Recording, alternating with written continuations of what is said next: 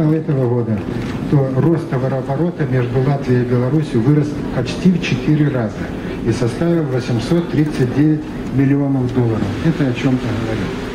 Поэтому я думаю, что вот этот поезд, начало движения, сейчас он уже не будет прерываться никогда больше, вот, позволит нам еще больше и ближе общаться, узнавать друг друга, дружить и работать на взаимовыгодных отношениях для наших народов.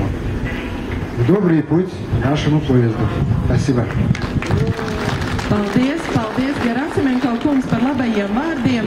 Es domāju, ka šim ceļojumam, šim galamērķim, šim vilcienam būs ļoti daudz pielūdzēju, jo kā nekā mēs tālāk varam doties ar šo vilcienu, sasnieguši Minsku, ļoti daudzus kurortus un citus skaistus galamērķus sasniegt.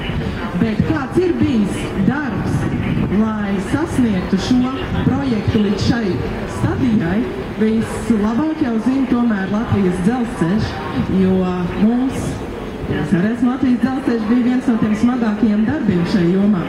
Tāpēc ceļa vārdus šim mūsu jaunajam projektam lūkšu teikt Latvijas dzelzceļa viceprezidentu Aivaru Strakšas kungu. Lūdzu.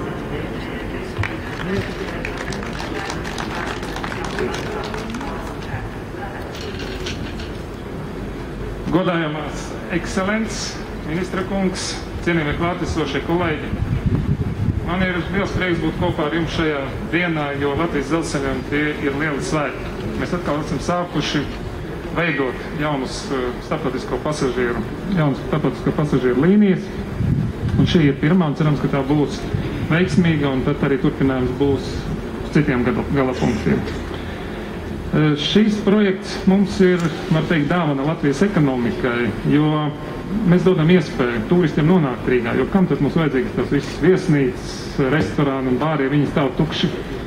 Es ceru, ka šis projekts dos pozitīvu ietekmi uz abu valstu ekonomikām, dos iespējas cilvēkiem iegūt darbu, strādāt, pārvietoties, veikt biznesu.